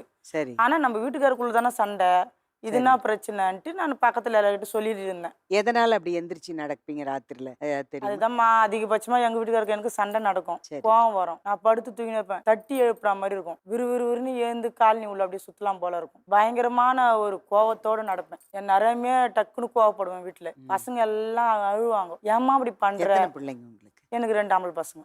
2 ஆம்பளை பசங்க. அழுவாங்க, என்னம்மா திடீர்னு இது மாதிரி பண்ணுற செய்கிற, ரொம்ப கஷ்டமாக இருக்குதுப்பா எனக்கு, ஆனால் எனக்குள்ளே என்ன நடக்குது எனக்கு தெரியலப்பா அப்படின்னு சொன்னேன். எங்கள் வீட்டுக்காரர்கிட்ட எவ்வளோ பேசி பார்த்தோம், வீட்டுக்கே வரமாட்டார். 3 மாதம் 4 மாதம்னா கூட வரமாட்டார். பசங்களை வச்சுன்னு ரொம்ப கஷ்டப்பட்டு இருந்தேன் நான். அப்படி இருக்க சமயத்தில் இப்போ பையன் எனக்கு தான் அந்த பிரச்சனை இருக்குதுன்ட்டு காடு மூலிமா போயிட்டு, சரி கொஞ்ச நாள் அந்த காடு வச்சுன்னு இருந்தேன், போலாமா வானாவா இவ்வளோ பிரச்சனை இருக்குதுன்னு. சரி போய் தான் பார்க்கலாம், நான் தான் நடக்குதாங்க, எல்லாருமே சொல்கிறாங்களா சத்தி வாழ்ந்தவங்கன்ட்டு அப்படின்ட்டு நான் போனோடனே அந்த அம்மா உட்காந்து நல்லா தான் பேசியிருந்தாங்க. அப்போ வந்து அம்மா வந்து சாமியாருங்களே, அவங்க ஒரு சிஸ்டர் மாதிரியே நல்லா பேசியிருந்தாங்க. அதுக்கப்புறம் திடீர்னு அம்மா வந்து பரவசமாக உட்காந்து பேசினாங்க. என் நாடி பிடிச்சி பார்த்தாங்க. வீரகல்யா அம்மா சத்தியா அவங்களுக்குள்ளே எனக்கு தெரிஞ்சுது, எல்லாம் பேசினாங்க. அப்போ உனக்கு என்னம்மா பிரச்சனைனாங்க. நான் எந்த பிரச்சனையும் நான் சொல்ல, வீட்டில் மட்டும் எங்கள் ஹஸ்பண்ட் ஒய்ஃப்குள்ளே சண்டை நடக்குது, அவர் தகாத முறையில் இருக்காருன்னு. அதுக்கப்புறமா அங்கே வந்து பார்த்துமா நீ இன்னொரு நாளைக்கு வா, நான் உனக்கு சொல்கிறேன், வெள்ளிக்கிழமைனா வா, இல்லையா அமாவாசைக்கு வான்னு சொன்னாங்க. சரி அதுக்கப்புறம் அந்த நாள் வெயிட் பண்ணிட்டு நான் அமாவாசைக்கு போனேன். போய் அவங்க சொன்னதுனால உங்களுக்கு காத்து கருப்பு யாவல் பண்ணி விட்டுருக்காங்க. அதுக்கப்புறமா அந்த அம்மாண்ட போயிட்டு அவங்க திருநூறு வச்சு விட்டாங்க. ஒரு 10 நாளைக்கு எலுமிச்சை மழை மந்திரிச்சு கொடுத்தாங்க. நல்ல மாதிரி என் மன நிம்மதியாகிடுச்சு. நான் இருக்கிறேன்ட்டு தான் அப்படின்ட்டு ஒரு வருஷமா நல்ல மாதிரி இருக்குன்னா, பெரிய பையனுக்கு ஒரு மாதிரியாக சட்டால்னு அவன் கோவப்படுறது, வேலைக்கு போயிட்டு வந்தா அண்ணன் தம்பிக்குள்ள சண்டை வர்றது, அவன் நைட்டு மலை ஏஞ்சி அவனும் போற ஆரம்பிக்கிறான். இது என்னதுன்னு எனக்கு தெரியாம பயந்துட்டேன் நான். சின்ன பையன் அவனை பேசுறான், ஒரு கருப்பு நின்றுக்குது அப்படின்னு பேசுகிறான். ஃபோன் எடுத்துன்னு வச்சுட்டு வந்தால் ஃபோனே காணன்னுறான். அந்த ஃபோன் இல்லைன்னா அவன் ஒரு மாதிரியாக தடன்னு ஆயிடுறான். ஃபோனை காணன்னு 2 நாளாக ஃபோனை கண்ணு பைத்திய மாதிரி ஆகிட்டு கத்தினுங்க தான். ஃபோனு கண்ணு ஒரு மாதிரி தடுதன்னு ஆயிடுறான். அவனே தானே நடந்து போயிடுறான் நைட்டு மேலே. அப்போ அது என்ன சொல்கிறது, நம்ம பயமாக இருக்குதுல்ல நம்மளுக்கு. 1 மணிக்கு போயிடுறான், 12 மணிக்கு போயிடுறான், 1 hour 2 hour கழிச்சு வரான். வந்த உனி தான் நான் தெரியுது அவனுக்கு, நீ எங்கடா போயிட்டு வந்தா எனக்கே தெரியலம்மா. இல்லை அவர் எழுந்து போறாருன்னா யாரும் ஃபாலோ பண்ணி பார்க்க மாட்டீங்களா? தூங்குறலாம் டைமுக்கு நம்ம மாத்திரை போட்டு நம்ம சாப்பிட்றோம். அவன் 1 மணிக்கு 12 மணிக்கு போகிறான், எந்த டைமுக்கு அவன் வரான்னு தெரியல. இப்படி சமயத்தில் எனக்கு மனசு ரொம்ப கஷ்டம். என்னம்மா உங்களுக்கு பண்ணுது, என்ன விஷயம்? தூக்கம் வர மாட்டேங்குது, பல சிந்தனையா இருக்குது, ஏதோ ஒரு பிரச்சனை, அதனால சரி பார்க்கலான்னு சொல்லிட்டு வந்தேன். தூக்கம் இல்லாம இருக்கீங்க, டென்ஷன்ல இருக்கீங்க, அதனால கூட இப்படி ஆகலாம் இல்லையா? ஆமா, அவங்க வீட்டில் வந்து தங்காச்சி இறந்துட்டு இருந்துதான், அவங்களுடைய ஆவியை அவங்க வீட்டான சுற்றி நிற்குதான். அது இந்த அம்மா கூட தொடர்பாக இருக்குதான். அதைத்தான் அந்த அம்மா தீர்க்க போகிறாங்க. இப்போ உங்க பையன் என்ன கண்டிஷன்ல இருக்காரு? அவரு தான் என்ன கண்டிஷன் இருக்கிறான்னு அம்மா தான் பார்க்கணும். வந்துக்கிறாரு. அவர் பேசுவாரா? பேசுவான். கூப்பிடலாமா? கூப்பிடுங்க. குணால் உள்ள வாங்க. குணால் என்ன படிச்சிருக்கீங்க குணால்? நான் 9th வரையும் தான் முடிச்சிருக்கேன். அப்படியா? என்ன பண்ணுது குணால் உங்களுக்கு? என்னன்னு தெரியல, எனக்கு உடம்புலாம் ஒரு மாதிரியா இருக்கு, யாரோ உடம்ப செயல்படுத்துறாப்புல ஒரு ஃபீலாகவே இருக்குது உடம்பு. என்ன இந்த மாதிரி ஃபீலிங்கு? ஒரு மாதிரியா உடம்பு சிலிக்கிறாப்புல, ஒரு பக்கத்தில் ஏன்னா ஒரு பாட்டு கேட்டால் அது நம்மளை ஒரு இது பண்ணுறாப்புல இருக்குது, அது உடம்ப முறுக்குறாப்புல இருக்குது, அந்த மாரி எஃபெக்ட் அப்பத்துலேருந்தே இருக்குது. உடம்பு ரொம்ப சோர்வாகவே இருக்குது. சின்ன வயசுலேருந்து அப்படி தான் இருப்பீங்களா? சின்ன வயசுல இல்லை, இப்போ கொஞ்சம் லேட்டஸ்ட்டாக தான் அந்த மாரி. எப்போலேருந்துப்பா? இன்னும் ஒரு 20 வயசுலேருந்து தான் அந்த மாரி ஆகுது. இப்போ வயசு என்னது உங்களுக்கு? 23 ஆகுது. 3 வருஷமா இந்த மாதிரி உங்களுக்கு? 3 வருஷமா அந்த மாரி இருக்குது. ஆனால் அது அவ்வளோ கொஞ்சம் தெளிவாக சொல்லுப்பா, எங்களுக்கு 3 வருஷமா அந்த மாரி இருக்குது. இப்போ வந்து சொல்லுமா உட்கார இப்போ அதிகமாக, இப்போ முன்னாடி இருந்ததோட இப்போ அதிகமாக என்னெல்லாம் பண்ணுது கண்ணா? கனவு, தூக்கத்தில் அதிகமாக கனவு, கெட்ட கனவு அதிகமாக வருது. நம்ம உடம்ப யாரோ கண்ட்ரோல் பண்ணுறாப்புல ஒரு ஃபீலிங்கு, அந்தமாரி நிறைய எண்ணம் வருது. மொபைல் காணாமல் போயிடுது, எங்கே வச்சுட்டு வரணும் தெரியல, ஏந்து போகிறான், எங்கே போயிட்டு வரணும்னு தெரியல. பேசுகிறாங்களே யாராவது? பேசுகிற மாதிரி? பேசுகிறாப்புல இது வரையும் எதுவுமே இது வந்ததில்ல. என் உடம்பு தானாக செயல்படுது, அது மட்டும் யார் இருக்காங்க எனக்கு ஒன்றும் புரியல. எனக்கு என் உடம்புல கோவம் வருதா உங்களுக்கு? கோவம் ஆனால் அதிகமாக வருது. முக்கியமாக வந்து சும்மா பேசினாலும் நம்ம பற்றி யாருனா இது பண்ணாலும் கோவம் அதிகமாக வருது. எரிஞ்சு விடுற மாதிரி இருக்கா? அதுமாரி கொஞ்சம் ஃபீல் அதிகமாகுது. தலையில் கை வச்சாலும் எடுமா கையை, தலையில் கை வைக்கக்கூடாது. சாதாரணமாக இருக்க முடியல உங்களால்? சாதாரணமாக இருக்க முடியல. பாய்ஸ் குரூப் எப்படி? நிறைய ஃப்ரெண்ட்ஸாப்பா உங்களுக்கு? ஃப்ரெண்ட்ஸ்லாம் அவ்வளோவா இல்லை சொல்லிக்க, யாரை கூட அவ்வளோ பழக மாட்டேன். தனியா இருப்பீங்க எப்பவுமே? தனியாக தான் எப்பவுமே இருப்பேன். சின்ன வயசுலேருந்து அப்படிதானே? ஒரு 2-3 பேரோட பேசுவேன், அவ்வளோதான். எங்க வேலை பார்க்குறீங்க? நான் மல்லிக்கல்ல தான் ஒர்க் பண்ணுறேன். டயர்டாகும் காலையில போனீங்கன்னா? காலையில் ஒரு 8 மணிக்கு மணிக்கு போனால் நைட்டு 10 மணிக்கு தான் 10 கூட ஆயிடும். நைட் ஏதோ உருவம் எல்லாம் தெரியுதுன்றாங்கல்ல, அது என்ன உருவம் தெரியுது? இருட்டா இருக்குதுன்றான். முக்கியமாக கனவுல அதிகமாக வர்றா போல. கனவுல வந்து என்ன மாதிரி வருது கனவு? கனவுல வந்து என் உடம்பு வந்து மற்றவங்க செயல்படுத்துறா போல, கொலை அந்த மாரி ஒரு அந்த மாரி வரும். சில கனவு ஞாபகம் இருக்கும், சில கனவு மறந்துடும். அந்த மாரி நிறைய இதுவாக இருக்குது. ஆனால் படத்தாலே கண்டினியூஸாக கனவு, முக்கியமாக அந்த தெய்வம் கனவும் வரும், கெட்டது கனவும் வரும். அதில் எந்த கனவு எனக்கு அது ஏற்றுக்கிறதுன்னு எனக்கு ஒன்றுமே புரியல. அது எல்லா கனவும் சேர்ந்து குழந்தைங்க குளிப்பாட்டலாம், தொட்டிலில் கழுத்தலாம், அது வருதுமான்றான். அது சின்ன வயசுலேருந்து அந்த இது இருக்குது எனக்கு. எப்படின்னா இயல்பு வந்து இப்போது எதனா ஒரு வேலை பார்த்துருந்தாலும் எது பண்ணியிருந்தாலும் அதில் ஒரு மாதிரி ஸ்டெக்காகி நின்றுவேன். அந்த ஸ்டெக்காகி நின்றுட்டு ஒருத்தங்களுக்கு உடம்பு ஊற்றி தாளாட்டுறா போல் அந்த மாரி ஒரு எஃபர்ட்லாம் நிறைய வரும். தாளாட்டுதுன்னா அது என்ன மாதிரிப்பா? அதான் குழந்தைங்க போந்துட்டா காலில் தாளாட்டுறாங்க, தண்ணி ஊற்றுறாங்க, தலைக்கு ஊற்றுறாங்க. அது சொல்லு குணால் சொல்லு. நானும் அது வந்து ரொம்ப நாளாக அம்மா கிட்ட சொல்லிட்டு இருக்கேன், இந்தமாரி வருதுமா, இந்தமாரி வருது. அது வந்து அதுவும் எனக்கு அவ்வளோ தெரியல எதுக்கு அந்தமாரி வருது. இப்போது அந்த இது வந்துருச்சுன்னா இந்த பக்கத்தில் நம்ம யார் என்ன பண்ணுறாங்கன்னு தெரியாது. அதே அவங்க அந்த ஒரு வார்த்தை சொன்னாங்கன்னா அந்த வார்த்தை ஏற்கனவே கேட்டா போல இருக்கும், முன்னாடியே கேட்டா போல, முன்னாடியே அந்த வார்த்தை நான் கேட்டா போல, அந்த சம்பவம் முன்னாடியே நடந்தா போல, அந்த மாரிலாம் எனக்கு நிறைய வந்திருக்கு. சாப்பாடு கண்ட்ரோல் பண்ண முடியல அவனால. சாப்பிட்டுட்டே இருக்கான். போடு போடு சாப்பிடுவப்பா, அவனுக்கே தெரியல. போடு போடு மேம். ஆனால் நான் வந்து அங்கே வீட்டில் இருக்கும்போது எனக்கு பசி எடுக்கும்போது நான் சாப்பிடுவேன். அதே முக்கியமாக வந்து அதிகமாக பசி எடுத்ததுன்னா நான் எவ்வளோ சாப்பிட்றேன்னு எனக்கே தெரியாது. உள்ளுக்குள்ள எங்கள் வீட்டில் வந்து அம்மா சொன்னால் மட்டும் தான் எனக்கு தெரியும், நீ இவ்வளோ சாப்பிட்ருக்கடா, நீ ஒரு குண்டாஃபில் கூட சாப்பிட்ருக்க அப்படின்ட்டு சொல்லுவாங்க. அப்போ தான் எதுக்கு நம்ம இவ்வளோ சாப்பிட்றோம் மேடம். வீரமாக உட்காந்துக்குன்னு பத்தலை போடு, பத்தலை போடுன்னா நம்ம என்ன பண்ணோம்? பிரியதர்ஷினி,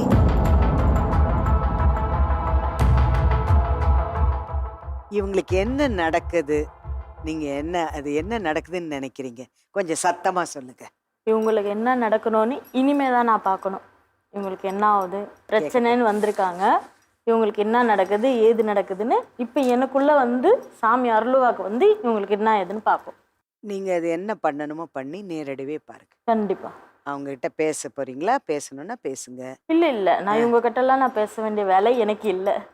எனக்கு என்னான்றது நான் எனக்குள்ளேருந்து கூப்பிட்டு வந்துட்டு அவங்களுக்கு என்னான்றது நான் பார்ப்பேன். இப்போ சரி, அதை நம்ம பார்த்துட்டு என்ன இதுன்னு சொல்லிக்கலாம். சரி, இது வந்து நம்ம வந்து முன்னாலே வந்து பேசுகிற இது கிடையாது. சரி, நமக்கு அவங்களுக்கு என்ன நடக்குது என்ன செயல்படுத்துதுன்றது அவங்க ஆத்மபுரம் நம்ம சரி. பார்க்கணும். அதுக்கு என்னென்ன பண்ணணுமோ அது எல்லாமே எடுத்துகிட்டு வர சொல்லியிருக்கோம். படம் வாங்க.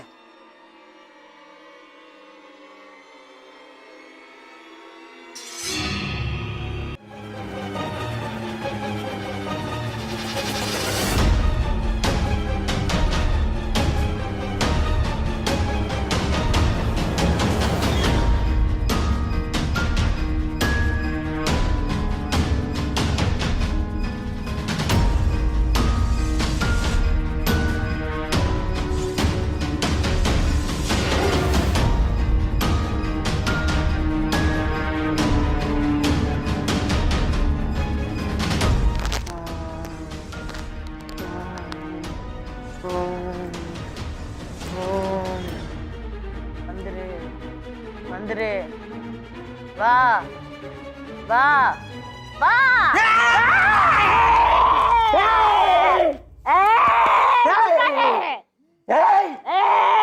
ಎಂದು ಕಲ್ವಿ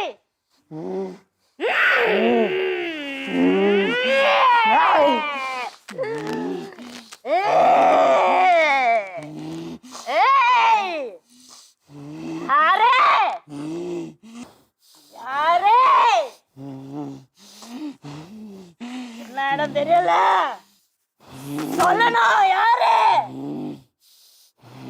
யாரு சொல்லு சொல்லு. கருப்பா கருப்பா வந்திருக்கேன். கருப்பு எந்த ஊரு? கருப்ப எந்த ஊரு? என்ன கருப்ப? என்ன கருப்ப?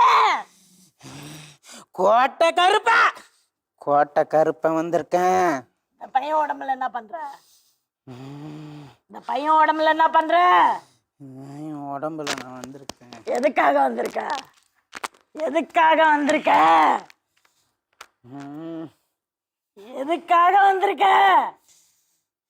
வாய தர. எதுக்காக வந்திருக்க? என் உடம்பு எனக்கு பிடிச்சிருக்கு, நான் வந்து. உடம்பு பிடிச்சிருக்கா? உடம்பு பிடிச்சிருக்கா? ஆமா. இந்த உடம்புல இருக்கக்கூடாது. இந்த உடம்புல இருக்கக்கூடாது. நான் இருப்பேன். கூப்பிட்டாதான் வரணும். நீயா வந்து ஏறிக்கினா இந்த பையன் உடம்பு என்ன வருது? இவ்வளோ நேரம் எங்க பையன் பேசாம எப்படி இருக்கிறான்? நீ போய் தான் ஆகணும்.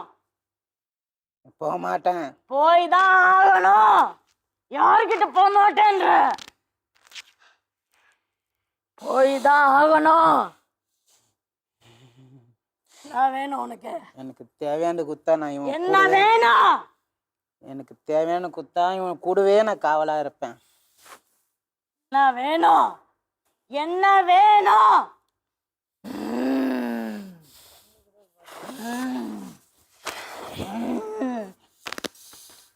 சாப்பிடு சாப்பிடு.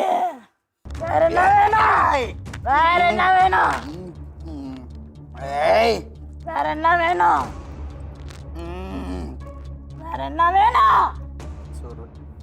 உருட்டு இருக்கா? புள்ள உடம்புல இருந்து போகணும். காவலா இருப்பியா? காவலா இருப்பேன். பிள்ளைக்கு தொந்தரவா இருக்க மாட்டல? இருக்க மாட்டேன்.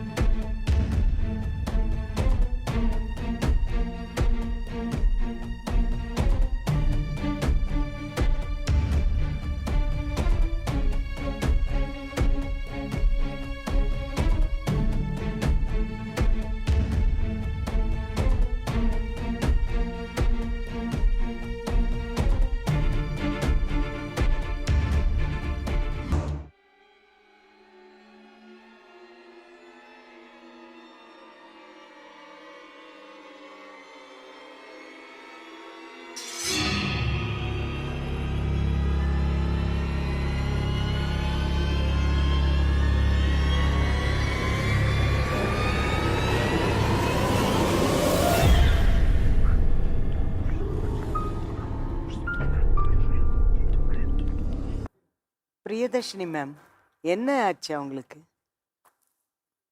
இவங்களுக்கு ஆத்மா இருக்குது. ஆ. ஆத்மா பிடிச்சிருக்குது இவங்களுக்கு. இவங்க செத்தவங்க கூட இருக்கிறதுனால அந்த பையனுக்கா அவங்களுக்கா? இவங்களுக்கு ஆ. இவங்களுக்கு செத்தவங்க கூட இருக்கிறதுனால அந்த ஆத்மா இவங்களை செயல்படுத்திட்டு இருக்குது. கூட இவங்க செத்தவங்க கூட இருக்காங்க. இவங்களுக்கு அக்காவா தங்கச்சியா கூட கூட கூட பிறந்தவங்க யாருன்னு தெரியல. சரிங்க. இவங்களுக்கு இருக்காங்க. அவனுக்கு வந்து கருப்பு சாமி இறங்கி இருக்கு. கருப்பை இறங்கி இருக்கிறான். சரி. அது என்ன போயிட்டாரா? அவர் இருக்காரு? போயிருக்காங்க. அனுப்பிட்டீங்க? இறக்கியாச்சு. சரி. இனிமே அவருக்கு எந்த பிரச்சனையும் இருக்கு? இல்லை, எந்த பிரச்சனையும் இல்லை. இவங்களுக்கு சரியாயிட்டு காவல் தெய்வமா இருப்பாங்க. எதுவும் இது இல்லை. இவங்களுக்கும் இறக்கியாச்சு. இந்த பிரச்சனையும் இல்லை. இனிமே அவங்களுக்கு போயிடுச்சா? இவங்களுக்கு போயிடுச்சு. பழத்துல இறக்கியாச்சு. கண்ணீருங்கிலுமா போயிருக்காங்க. வேற ஏதாவது நீங்க சொல்ல விரும்புறீங்களா? இல்லை, இவங்களை பத்தி வேற எதுவுமே சொல்ல வேண்டியதில்லை. இருக்கிற உண்மை இதுதான். இவங்களை வந்து இந்த சக்தி வந்து செயல்படுத்தின்னு இருக்குது. ரொம்ப நாளாக ஆட்டி படைக்குது. அது இப்போ நான் என்னவோ அதை நான் வெளியே எடுத்துட்டு வந்துட்டேன். அதுவும் என்னால் இல்லை, அவங்கனால. எது ஒன்றும் அவங்க தான் நமக்கு செய்கிறது எல்லாமே. வணக்கம். இன்னைக்கு நம்ம நிகழ்ச்சிக்கு கோயம்புத்தூர்ல இருந்து தாயும் மகனும் வந்திருக்காங்க. தாய் மணி. வாங்க மணிமா. வாங்க நவீன். சொல்லுங்கம்மா. மேடம், நாங்கள் வளர்ந்தது பிறந்தது மண்டாளமணிக்குன்னு ஒரு கிராமங்க மேடம். அங்கே வந்து எங்கள் அப்பா கொஞ்ச நாளுக்கு நல்லாவே இருந்தால் அப்பா இறந்துட்டாங்க. இறந்ததுக்கப்புறம் நாங்கள் கொஞ்சம் கஷ்டப்பட்டவங்க. அண்ணன் வந்து 2 கல்யாணம் வந்து தனியாக போயிட்டாங்க. போனதுக்கப்புறம் நான் தம்பி படிச்சுட்டு இருந்தேன். தம்பியை படிக்க வைக்கணும், என் கல்யாணமே வேண்டான்னு சொல்லிட்டு இருந்தேங்க மேடம். அப்போ அங்கே இருந்தவங்கள இது உள்ளூர் மாப்பிள்ளை, மாமா பையன் தானே, என் அம்மாவை பார்த்துக்கலாம், அப்படின்னு தம்பி கோயம்புத்தூருக்கு வந்துட்டாங்க பாருங்க. ஒரே பிள்ளையா உங்களுக்கு? ஆமாங்க மேடம், ஒரே பிள்ளை 3 ஆம்பளை. கணவர் பேர் என்ன? நல்ல மருது. சரி. அப்போ அவங்க பக்கத்தில் இருந்து என்ன சொன்னாங்க, இது மாமா பையன் தானே. அவங்க அண்ணி வந்து பொண்ணு கேட்க வந்தாங்க அண்ணன் வீட்டில். ஒரு அண்ணா பொண்ணை கொடுக்கக்கூடாதுன்ட்டாங்க. அவன் சரியில்லை கொடுக்க வேணான்ட்டாங்க சின்னண்ணா. பெரியண்ணா நம்ம மாமா பையன் தானே, கெட்டவங்க கெட்டே போயிடுவாங்களா, முன்னேறுவாங்க, கொடுக்கலாம் அப்படின்ட்டாங்க. சின்னண்ணா கல்யாணம் பண்ணக்கூடாதுன்னு சண்டைங்க மேடம். என்னோட ஆசையெல்லாம் வந்து எங்கள் அண்ணன் வீடு இல்லாத பையனுக்கு பொண்ணை கொடுக்கக்கூடாதுன்னு சின்னண்ணா சொன்னாங்க. அவங்க கண்ணுக்கு முன்னாடி நம்ம வாழ்ந்து காமிக்கணும் அப்படிங்கிற ஒரு தைரியத்தில் நான் வந்து ஒரு நிமிஷம் கூட வீட்டில் இருக்க மாட்டேங்க மேடம். வேலைக்கு வந்த நாள்லேருந்து வேலைக்கு தாங்க போவேன். இவர் அப்பப்போ வேலைக்கு போயிட்டு இருந்தார். அப்புறம் பெயிண்ட் அடிக்கிற வேலை, கான்ட்ராக்ட் வேலை கிடச்சிருச்சு, பார்த்துட்டு செஞ்சுட்டே இருந்தாங்க மேடம். ஆனால் காசு மட்டும் வீட்டில் கொடுக்க மாட்டாங்க மேடம். அது கேட்டுட்டோம்னா, இவ்வளோ நாள் உங்கள் கையில் வேலை செய்கிறவங்க இங்கிலீஷ் மீடியம் பையங்க படிக்க வைக்கிறாங்க, 2 குழந்தைய படிக்க வைக்கிறாங்க, நம்ம பையன் தமிழ் மீடியத்தில் படிக்குது, காசு இல்லைன்னா என்ன அப்படின்னு கேட்டானே சொல்றாரு. அதுக்குள்ள குழந்தை பிறந்துட்டான். இவன் சின்ன பையன் 4 வருஷம் கழிச்சு பிறந்தாங்க மேடம். 4 வருஷம். அது வரைக்கும் நான் டீ தூள் கம்பெனிக்கு போனேங்க மேடம், மில்லுக்கு போயிருந்தேன். அப்புறம் அட்டை கம்பெனிலையும் நல்லா கஷ்டப்பட்டு வேலை செய்வீங்க மேடம். முன்னேற்றத்துக்கு வரணும். இவர் வந்து வீடு இல்லாதவங்க சொன்னாங்க, தலை நிமிர்ந்து நடக்க வைக்கணும் அப்படின்னு. எனக்கு வாழ மாட்டேன்னு நினச்சாங்க மேடம். நம்ம வாழ்ந்து காமிக்கணும் நான் வயிறாக்கி வச்சு வேலை செஞ்சேங்க மேடம். ஆனால் இவரோட போக்கு சரியில்லைங்க மேடம். காசு கேட்டுட்டோம்னா இந்த வாரமெல்லாம் வேலை பார்த்தீங்கல்ல, உங்கள் கையில் வேலை வைக்கிறதுக்கு சம்பளம் இருக்குல்ல, உங்களுக்கு சம்பளம் இல்லாமல் எங்கேயோ போயிடும், அடுத்த வாரம் கொடுப்பாங்க, அடுத்த வாரம் கிடச்சோன்னா அதெல்லாம் வாங்கியாச்சு அப்படின்னு சொல்லிடுறாரு. அது மாதிரி வீட்டில் இங்கே மேடம் கான்ட்ராக்ட் வேலை பார்த்தாலும் ஒரு நாளையில் 10 ரூபா லாபம் கிடச்சிச்சுன்னு என்கிட்ட கொடுக்கல. நஷ்டமாயிருச்சுன்னா காசு வாங்குவார். ஒரு 5000 கொடு, நான் பில்லு வந்தாலும் தரேன் வர, அப்புறம் தரமாட்டாருங்க. அப்போ நான் அதுக்கு என்ன முடிவு, இப்படியே பண்ணியிருந்தேன் என்னதான் முடிவுன்னா, ஒரு வாரம் கழிச்சு பாரு, நான் இல்லைன்னா உன்னோட முடிவெல்லாம் தெரியும். அப்போ இவர் எதாவது பண்ணிடுவாரோ, நம்ம அண்ணன்களும் நமக்கு சப்போர்ட் இல்லை. ஒரு அண்ணன் பொண்ணை கொடுக்கக்கூடாதுன்னு எங்களோட பேச மாட்டாங்க, ஒரு அண்ணன் மறுவிட்டு சரி செய்ய மாட்டேன்னு சொல்லிட்டு பேச மாட்டாங்க. பெரிய அண்ணா அவங்க ஒய்ப்பு சரியில்லை பேச மாட்டாங்க. அப்போ அப்படி இருக்கும்போது நம்ம எங்கே போக முடியும் அப்படின்ட்டு, சரி இவர் பிழைக்கிறது நம்ம பிழைக்க மாட்டோமா, நம்மளுக்கு அந்த கால் கை நொண்டியா அப்படின்னு இருந்தவங்க வீட்டில் இருந்துட்டு வருங்க. கடையில் சாப்பிடுவார், துணி மாற்றுவார், குளிப்பார், போயிடுவார். அடுத்தவங்களுக்கு பிரச்சனை தெரியாதுங்க மேடம். நானும் சொல்லலை, இவரும் சொல்லலை. ரொம்ப நாள் அப்படியே இழுத்துட்டோம். அதுக்கப்புறமா அப்படியே இருந்தால் என்னால் இருக்க முடியலைங்க மேடம். இப்போ என்ன பிரச்சனைன்னா, அவங்க அண்ணன் வீட்டில் வந்து பணம் காசெல்லாம் கொடுத்துட்றாருங்க. அவர் சம்பாதிக்கிறது அது வந்து கல்யாணத்துக்கு முன்னாடியே தொடர்பு இருக்குன்னு சொன்னாங்க மேடம். நான் இல்ல எனக்கு புரியல. சம்பாதிக்கிறதெல்லாம் அண்ணன் வீட்டுக்கு கொடுத்துறாரு. எவ்வளவு கொடுக்குறாருன்னு தெரியாதுங்க மேடம். எனக்கு இவ்வளவு நாள் அங்கதான் கொடுக்குறாருன்னு தெரியவும் செய்யல, எங்க போகுதுன்னு தெரியல. ஆனா சரிங்க. அப்ப இப்ப எனக்கு தெரிய வந்துருச்சுங்க மேடம், அங்கேதான் போகுதுங்கிறது. அப்ப இவங்க கல்யாணத்துக்கு முன்னாடி இவங்க 2 பேரும் ஊர்ல பேசுறாங்க, தப்பா பேசிக்கிறாங்க. யார் 2 பேரையும்? இவரோட பணத்தை கொடுத்துறாரு. அண்ணியும் இவரும் ஒரே வயசு, ஒன்னா படிச்சிருக்காங்க. அப்ப தப்பாவும் பேசுறாங்க. அப்ப இவங்க என்ன பண்ணிருக்காங்க, கல்யாணத்தை முடிச்சுக்கோ. அது எப்படி உங்களுக்கு தெரிய வந்தது? அந்த மாதிரி தான் நடந்துக்குங்க மேடம். அப்புறம் எப்படிங்க மேடம் இப்படி நடக்குது? இல்ல எப்படி தெரிய வந்தது? ஊர்ல அப்படி இப்படி சொல்றாங்களே மேடம், இங்கதான் வர்றான் போறான் அப்படின்னு. நானும் பாக்குறேன், இவர் அங்கேதான் சார் போறான், பேச மாட்டான்னு சொல்லிக்கிறாங்க மேடம் 2 பேருமே. நான் 9 வருஷம் கூட பேசவே மாட்டேன், இவரு அவன் மூஞ்சல முழிக்க மாட்டேங்கிறாரு. ஆனா கோயம்புத்தூர்ல காணாம வந்து வாங்கிட்டு போறாங்க. எப்படி? அது இவரே தான் சொல்றாங்க. நாங்க கேள்விப்பட்டது என்னன்னா, அந்த அண்ணி தான் உங்களுக்கு வந்து இவரை கல்யாணம் பண்ணி வச்சதா? ஆமா, அவங்க அண்ணியும் இவங்க இவரோட சித்தப்பாவும் அவங்க தான் உங்களுக்கு கல்யாணம் பண்ணி வச்சது. எங்க அண்ணன் பெரிய அண்ணன் சேர்ந்து கல்யாணம் பண்ணி வச்சாங்க. நீங்க நேத்து காலையில இருந்து சாப்பிடவே இல்லையாமே? ஆமாம்மா. இப்ப வரைக்கும் சாப்பிடலையா? ஏன்? மனசு அந்த அளவுக்கு நொந்து போயிருக்கு. அதனால தண்ணி குடினாலும் குடிக்க மாட்டேன்ட்டீங்களா, ஜூஸ் குடிங்கன்னு சொன்னாலும் மாட்டேன்ட்டீங்களா? என்ன அப்படி உங்களுக்கு அந்த மனசுக்குள்ள என்ன அப்படி வேதனை, அறுக்கிற மாதிரி என்ன வேதனை உங்க மனசு போட்டு அப்படி அறுக்குது சொல்லுங்க. சொல்லுங்க, நீங்க சொன்னாதான் எங்களுக்கு தெரியும். அவங்க கம்ப்ளைண்ட் பண்ணியிருக்காங்க, அவங்ககிட்ட என்னன்னு கேளுங்க மேம், அதுக்கப்புறம் நான் ரிப்ளை பண்ணுறேன். கேட்டோம். அவங்க என்ன சொல்றாங்கன்னா, கணவர் நிறைய பொய் சொல்றதா சொல்றாங்க, வீடு 2 வீடும் அவங்களுக்கு வேணுங்கிறாங்க, சரி சொல்லுங்க. அடுக்கடுக்கா குற்றச்சாட்டுகள் சொல்றாங்க. நீங்க சாப்பிடலங்கிறப்ப தெரியுது, உங்க வேதனை புரியுது. நான் இது பண்ணுறது, நான் ஒரு ஆளுக்கு இப்போ இது பண்ணி அவங்க சம்பாரிச்சு கொடுத்தோன்னு சொல்கிறாங்க, இல்லைன்னு சொல்லலை, சம்பாரிச்சு கொடுத்துருப்பாங்க, இது பண்ணல. 2 பேரும் சேர்ந்து தானே பண்ணோம், அடுத்தவங்க கண்ணுக்கு முன்னாடி நல்லா தானே வாழ்ந்துட்டு இருந்தோம். திடீர்னு உனக்கு என்ன அந்த பிரச்சனை? பெத்த தாய் மாதிரி இருக்க எங்கள் அண்ணியை பற்றி தப்பாக பேசுது, அதுதான் பிரச்சனை, வேற ஒன்றும் கிடையாது. உங்களுக்கு தெரிய வருதா என்ன மேம் இந்த மாதிரி சொல்றாங்க போறாங்க? என்கிட்டயே நேரம் பேசிட்டாப்லையே, அப்புறம் என்ன சொல்றதுங்க? அதை சொல்ல நான் சங்கடப்பட்டு தான் அதை மறைச்சேன். இல்லை இதில் சொல்றதுக்கு என்ன இருக்கு மேம்? 17 எனக்கு நான் +2 படிக்கிற போது 86ல் இப்போ கல்யாணம், எங்கள் அண்ணன் கல்யாணமாகி 2 வருஷம், அவர் இறந்துருவாரு அப்படின்னு சொன்னதுனால சொந்த அத்தை பொண்ணு தான், வேற சாக பிழைக்க முடியாம கிடக்குறாரு. போய் கல்யாணம் ஆகி 2 வருஷத்துல. ஆமா 86ல். சரிங்க. அப்போ நான் சொன்ன ஒரே வார்த்தை தான், எங்கள் அம்மா வேற இல்லை, எங்கள் அண்ணி வேற இல்லை, நீங்கள் யார்கிட்ட வேணாலும் என்னை பற்றி விசாரிச்சுக்கோங்க, விசாரிச்சுட்டு அப்புறம் கூப்பிடுங்க, நான் வர்றேன். என்கிட்ட இருக்க ஒரே கெட்ட விசாரிக்க தான் செஞ்சோம். என்னை உமனைசர்னு சொன்னது தான் எனக்கு பிடிக்கல, வேற ஒன்றும் கிடையாது. உங்களுக்கு தெரியும், ஒரு வீட்டுக்குள்ளே நுழைய விடுவாங்களா சாதாரணமாக? அடுப்படி வரைக்கும் போவேன் நான். வயசு பிள்ளைகளை என்னை நம்பி அனுப்பி விடுவாங்க, ஸ்கூலுக்கு கொண்டு போய் விட்டுட்டு வான்னு சொல்லி. ஒரு ஸ்கூலில் 18 வருஷமாக பெயிண்டிங் ஒர்க் பண்ணிக்கிட்டு இருந்தேன். அந்த ஸ்கூலில் ஒருத்தியை வச்சிருக்கேன்னு சொன்னதுனால அந்த ஸ்கூலையே போகவே இல்லை. நான் வேலையே வேணான்னு சொல்லிட்டு வந்தேன். 150 டீச்சர் இருந்தாலும் என்னை அந்த எம்ஏ பிஎட் எம்பில் முடிச்சவங்க என்னை சார்ன்ற வார்த்தைக்கு மறு வார்த்தை பேச மாட்டேன். அட்லீஸ்ட் நான் ஒரு சாதாரண பெயிண்டர் தான். நான் படித்தது டிகிரியாக இருக்குது, அது வேறு பிரச்சனை. மனசில் நான் எதுக்கு தெரியுமா மேம், என்னையை பற்றி அதை அசிங்கமாக சொல்லிட்டு போகுது, வேணான்னு சொல்லலை. நான் சொல்லக்கூடாது சொன்னால் அது நம்ம ஒய்ஃபையே நம்ம அசிங்கப்படுத்தக்கூடாதுன்னு சொல்கிறக்காக அது பேசுறதுக்கு பூரா வாயை திறந்த கெட்ட வார்த்தை தான். இது நாள் வரைக்கும் இந்த ஒரு 3 வருஷத்துக்கு முன்னாடி வரைக்கும் அவ்வளோ டீசெண்டாக தான் இருந்தது. இப்போ வாய் திறந்தா கெட்ட வார்த்தை தான், காது கொடுத்து கேட்க முடியாது. எப்போலேருந்து அவங்க அப்படி மாறினதா சொல்கிறீங்க? அதுதான் இப்போ தான் மேம். அதாவது ஒன்று என்னென்னா, ஃபஸ்ட்டு எனக்கு சொல்கிறதுக்கே அசிங்கமாக இருக்குது. என்ன பண்ணுறது, நான் இருக்கிற இருப்புக்கு நான் 3-4 வருஷத்தில் பாதி உடம்பா போச்சு. அவங்களுக்கு கேட்குறக்கு ஆள் இருக்காங்க, அண்ணன் தம்பி இருக்கிறாங்க. எனக்கு இருந்து இல்லாத மாதிரி தான். அவளை ஒரு வீட்டில் நைட்டில் உட்காந்துட்டு நான் சிங்கிளாக இருக்கிற போது எப்படி இருக்கு மேம் நினச்சி பாருங்க. ஒரு வீட்டில் லோன்லியாக இருந்தோம்னா எப்படி இருக்கும்? ஃபேமிலியோடு இருந்துட்டு நைட் தூங்குறது 1:30 மணி 2 மணி ஆகும் மேம். ஒவ்வொன்றையும் நினச்சிட்டு இருப்பேன், அடுத்த மணிக்கு முன்னாடி நல்லா தானே இருக்குன்னு சொல்லி. நீங்கள் உங்கள் வர்றதுக்கு 2 நாளைக்கு பாசமாக இருக்கீங்கன்னு புரியுது. இங்கே வர்றதுக்கு 2 நாளைக்கு முன்னாடி கூட இப்போ என்கிட்ட கேட்டாங்க, அந்த வீட்டை எழுதி கொடுங்க கேட்டாங்க. எழுதி தரேன்னு தான் சொன்னேன். நான் தரேன்னு சொன்னீங்க? எழுதி தரேன்னு தான் சொன்னேன். என்கிட்ட என்ன கேட்குறாங்க, பழைய வீட்டை அவங்க பேரில் எழுதி கொடுத்துட்றதாம்மா, புது வீட்டை என் பையன் பேரில் எழுதி கொடுத்துட்றதாம்மா. அப்போ நான் என்ன பண்ணுறது கேட்டால், அவங்க எனக்கு பிச்சை போடுவாங்களாமா. எப்படி, நீ உயிரில் வரைக்கும் அந்த வீட்டில் இருந்துக்கன்னு சொல்லி அவங்க எழுதி தருவாங்களாமா. இது எந்த வகையில் நியாயம்? நான் அப்பவும் அதுக்கும் சரின்னு சொன்னேன். சரிப்பா அப்படி வேணா எழுதி கொடுத்துட்டு போங்க, 4.5 லட்சம் ஒரு லோன் இருக்குது, அந்த லோனை நீங்கள் கட்டினா லோனை கட்ட முடியாது, நீங்கள் தான் கட்டணும் அப்படின்னா. வேலைக்கும் போகாதன்றாங்க, வீட்டிலே இருந்துக்கன்றாங்க. இந்த லோனை எப்படி கட்டுவீங்க? வேலைக்கு என்னால் முடியல. கொஞ்சம் நல்லா இருந்தால் தான் எந்த வேலையும் செய்ய முடியும். இதில் சங்கடம் வந்துட்டு வச்சுக்க, யாராக இருந்தாலும் சரி, நீங்களாக இருந்தாலும் சரி, நானாக இருந்தாலும் சரி தான். மனசு சந்தோஷமாக இருந்தால் தான் ஒரு இடத்துக்கு போக முடியும், நல்லா இப்போ 4 பேரை சிரித்து பேச முடியும்.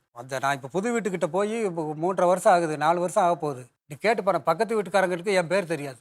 நவீன், சின்ன வயசுலேருந்தே அப்பா உங்க மேலே பாசமாக இருந்தார், இப்போ கிடையாதுன்னு சொல்கிறீங்கல்ல, அது ஏன்? ஏன்பா முதல்ல மாதிரி பேசுறது இல்லை, எதுவும் கண்டுக்கிறது இல்லை? ஆமாக்கா, நான் இவன் மேலே ஒரு டச்சு விட்டு போனதுக்கு மெயினான காரணம் ஒன்று சொல்கிறேன் கேளுங்க. சாயந்தரம் என்னால் காய்ச்சல், சரியான காய்ச்சல், என்னால் வண்டி எடுத்துகிட்டு போக முடியாத சூழ்நிலை. இவனுக்கு நான் ஃபோன் பண்ணுறேன், தம்பி இந்த மாதிரி முடியலை, மாத்திரை வாங்கிட்டு வான்னு சொல்கிறேன். நான் எனக்கு வண்டி இல்லை, காலையில் கொண்டு வர்றேன், மாத்திரை வாங்கிட்டு வரேன்ட்டான். அதான் வண்டி அன்னைக்கு இல்லை, நான் போய் சொன்னோன்னே நேருக்கு நேரம் தான் கேட்டுக்கிட்டேன். அடுத்த நாள் காலையில் நான் என்ன பண்ணிட்டேன், அப்போ நான் நைட்டு வர்றபோது அந்த செல்லு கடைக்கார ஃப்ரெண்டு ஒருத்தர் இருக்கிறான், அவன்கிட்ட ஃபோன் பண்ணி சொல்லி அவன் மாத்திரை வாங்கிட்டு வந்து அவங்க வீட்டில் கடுங்காப்பி வச்சு கொடுத்தான். அடுத்த நாள் காலையில் நான் ஹாஸ்பிட்டலுக்கு போயிட்டுருக்கிறேன். போகிற போது இவன் என்ன பண்ணான்னா, அந்த குழந்தைய பொண்ணு ஒரு பொண்ணு இருக்குது, அதை கூப்பிட்டுக்கிட்டு அதே அவன் வண்டியில் தான் வீட்டில் கொண்டு போய் விடுறதுக்காக வந்தேன். அப்போ நான் பார்த்தேன், இவன் என்னைய பார்க்கல. அப்போ நான் நினச்சேன், என்ன நேற்று வண்டி ரிப்பேர்னு சொன்னால் இன்றைக்கி இந்த பிள்ளையை கூப்பிட்டு போகிறானே அப்படின்னு சொல்லிட்டு போனேன். அதோட ஒரு 15-20 நாள் பேசலை. அதுக்கப்புறம் நான் அவன்கிட்ட விட்டுட்டேன், பேச்சுவார்த்தை இது இல்லை. அப்புறம் இடையில ஏதாவது ஒரு நாள் கூப்பிட்டா ஒன்றும் அவன் எடுக்க மாட்டேன், அப்புறம் திருப்பி கூப்பிடுவேன், என்னடா பண்ணுறேன்னு கேட்குறதோட சரி விட்டுருவேன். ட்ரைனிங் போயிட்டு வந்தான், அதுக்கப்புறம் இப்போ ரெகுலராக பேச ஆரம்பிச்சிட்டான். இப்போ தான் நம்ம 1 மாதம் இருக்கும் என்கிட்ட இருந்து, ஒரு மாதத்துக்கு மேலே இப்போ என்கிட்ட தான் வந்து இருந்து அவங்க அம்மாவோட கோவச்சிட்டு வந்து என்கிட்ட இருந்துட்டு தானே இப்போ தானே 1 மாதத்துக்கு முன்னாடி தானே போனான். அது நான் என்ன சொன்னேன், அப்பவும் ஃபஸ்ட்டு நான் வீட்டை விட்டு கிளம்பி போகிறபோது நாங்கள் 2 பேரும் தான் போய் ரூம் பார்க்குறோம் தங்குறதுக்காக. எங்கள் துணிமணியெல்லாம் எடுத்து இது பண்ண போது, அப்போ போகிற போது அப்போ நான் என்ன சொன்னேன், தம்பி நான் இங்கே இருந்துக்கிறேன், 2 பேரும் போயிட்டோம்னா பொம்பளை தனியாக விட்டு போனேன்னு சொல்லி அசிங்கமாக ஊருக்காரன் பேசிடுவானுங்க. நீ உங்கள் அம்மாவோட இரு, ஏதாவது சத்தம் போட்டுச்சுன்னா நீ வந்துரு, சொன்னா சொல்லியான்னு கேளுங்க. சொன்னாரா? சொன்னார். அம்மா நான் ஒன்று சொல்லட்டுமா, ஒரு பனைமரம் இருந்துதான், அதில் 2 குருவி கூடு தனித்தனியாக கூடு கட்டி இருந்துதான். இதில் அம்மா குருவி ஒரு கூட்டுலேயும் அப்பா குருவி ஒரு கூட்டுலேயும் இருந்துதான். அந்த குழந்தை குருவி என்ன அல்லாடிச்சான், எங்கே போகிறதுன்னு தெரியாமல். இந்த நிலைமையை நான் அப்படி தான் பார்க்குறேன், பிள்ளையோட நிலைமையை நான் அப்படி தான் பார்க்குறேன். சைக்காலஜிஸ்ட் ஜெயஸ்ரீ மேடம் 1 நிமிஷம் ஜூரிஸ் கிட்ட பேசும். இந்த விஷயத்தை நீங்கள் எப்படி பார்க்குறீங்க? அவங்க 2 பேருமே வந்து மத்தவங்க சொன்னாங்க, இவங்க இப்படி சொன்னாங்க, அப்படி சொன்னாங்க அப்படின்றத சொல்றாங்க தவிர 2 பேருமே சேர்ந்து பேசிக்கவே இல்லை. இப்ப இது ஒரு பிரச்சனை இருக்குன்னா நான் இப்படி கேள்விப்பட்டிருக்கேன் அப்படின்னு அவங்க போய் அவங்க கிட்ட கேட்டிருக்கலாம், இல்ல இவங்க கிட்ட வந்து நான் இப்படி பண்ணிட்டேன் அப்படின்னு சொல்லலாம். 2 பேருமே இவங்க சொன்னாங்க, அவங்க சொன்னாங்க, நான் அவங்க அண்ணி கிட்ட கேட்டேன், இப்படி கேட்டேன், நீங்க ஏன் கேட்கல அப்படின்றது சொல்லாம தனித்தனியாவே வேற யாரு கூடயும் பேசியிருக்காங்க தவிர அவங்க 2 பேரும் ஒன்னா உட்காந்து இதை பேசின மாதிரி தெரியல. சரி, நீங்கள் சொல்கிறீங்கல்ல, ஒரே செகண்டு, இப்போ நீங்கள் சொல்கிறீங்கல்ல, நான் ஒரு இது உங்களுக்கு சொல்கிறேன், பொறுமையாக கேட்டுக்கிட்டா சொல்லலாம். அது நல்லதே கெட்டதோ நான் சொல்கிறத வாங்கிட்டு அதுக்கப்புறம் இல்லைப்பா இது இப்படி இருக்குது அப்படி இருக்குன்னு சொன்னால் ஒரு இது சொல்லலாம். என்ன பண்ணுவேன், சர்ப்ரைஸாக தான் செய்வேன் எதாக இருந்தாலுமே. என்ன சர்ப்ரைஸாக பண்ணுவீங்க? அச்சய தீர்த்தைக்கு இப்போ எப்படியாவது அந்த ஸ்கூல் வேலை செய்கிற போது தான் காசு கிடைக்கும் லம்பா. மேக்ஸிமம் 1 lakh இந்த மாதிரி கிடைக்கும். அந்த டைமில் குறைஞ்சபட்சம் 1/2 பவுனாவது வாங்கிடுவேன். வாங்கிட்டு வாங்கிட்டு வந்து தான் காமிப்பேன். இது ஏன் என்கிட்ட மனைவி கிட்ட காட்டு. அது கூட சொல்ல என்கிட்ட சொல்ல வேண்டியதானே உங்க நீங்கள். ஒய்ஃப்காக வாங்குற நகை அது கரெக்டா? ஆமாங்க. சர்ப்ரைஸாக கொடுக்கணும். நான் எது செஞ்சாலுமே அப்படித்தான். சரி எத்தனை கொடுத்துருக்காருன்னு கேளுங்க மேடம். என்னென்ன வாங்கி எனக்கு கொடுத்துருக்காரு. 3 பவுனுக்கு இந்த செயின் வாங்கிட்டு வந்து கொடுத்தாருங்க மேடம். என்கிட்ட சொல்லலை, வாங்கிட்டு வந்து கொடுத்தா. நீங்க கணக்கு போடுறதுலே குறியா இருக்கீங்க. நான் மறுபடியும் ஜெயஸ்ரீ மேடம் கிட்ட போறேன். மேடம் நீங்க சொல்லுங்க மேம். இன்னொரு விஷயம் வந்து பையன் இருக்காங்கல்ல, அவங்க வந்து அப்பா இதை செய்யணும், அப்பா கிட்ட இருந்து காசு வேணும், அப்பா நமக்கு இதெல்லாம் பண்ணணும் அப்படின்னு சொல்றாங்கல்ல. உங்களுக்கு 24 வயசு ஆகுது. இப்ப அப்பா செய்வாங்க, சில இடத்துல செய்ய மாட்டாங்க. சில அப்பாங்க செய்வாங்க, சில அப்பாங்க செய்ய மாட்டாங்க. அது நான் இப்ப செய்யறாங்களா இல்லையான்னு கூட கேட்க வரல. ஆனா அது நம்ம கையில கிடையாது. நமக்கு செய்யற அப்பாவா இருப்பாங்களா, செய்யாத அப்பாவா இருக்காங்களான்றது நம்ம கையில இல்லை. ஆனா நம்ம வாழ்க்கை நம்ம கையில இருக்கு. நம்ம அதுக்கு ரெஸ்பான்சிபிளா இருக்கும். நீங்க உங்க வாழ்க்கையை உயர்த்திக்கிறதுக்கு, நீங்க ஒரு கோல் ரீச் பண்றதுக்கு நீங்க ஏதாவது ட்ரை பண்ணிருக்கீங்களா? இந்த சுத்தி இதே பிரச்சனையில தான் சுத்திட்டு இருக்கீங்கன்ற மாதிரி இருக்கு. உங்களுக்கு கஷ்டமா இருக்கும், புரியுது. அப்பாவோட சப்போர்ட் வேணும், பெரியவங்க சப்போர்ட் வேணும், எனக்கு புரியுது. ஆனா உங்க வாழ்க்கையில நீங்க ரெஸ்பான்சிபிளா இருக்கீங்களா?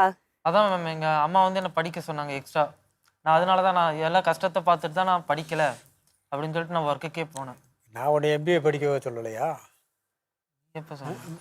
அதான் மேம், நான் BA முடிச்சோடனே நான் என்ன சொன்னேன், MBA லாஸ்ட் இயர் படிக்கிற போதே சொன்னேன் அப்படின்னு சொன்னேன். வீட்டுல 2 பேர் 2 பக்கம் இருக்காங்க. இதை பார்த்துட்டு நம்ம எப்படி போய் படிக்க முடியும் மறுபடியும்? அம்மாவும் கஷ்டப்படுறாங்க. நான் அதுக்காக தான் நான் வேலைக்கே போனேன். கரெக்ட் தான். இங்க வர நீ சொல்ற 2 பேரும் தனித்தனியா இருக்கல தானே தம்பி 1 டிகிரி படிச்ச. அதாவது நீங்க 2 பேர் வெவ்வேறு பக்கம் பிரிஞ்சு இருக்கிறதுனால அவரால் கான்சென்ட்ரேட் பண்ண முடியல, கவனம் செலுத்த முடியலன்னு தான் சொல்ல வர்றாரு அவர். அதுதான் அவங்க கேட்டதுக்கு அது சொல்றாரு. எவ்வளவுதான் நிறைய பேர் உங்களுக்கு முக்கியமா இருந்தாலும் மனைவி, மகன் அவங்க தான் உங்களுக்கு முதல் இடமா இருக்கணும்.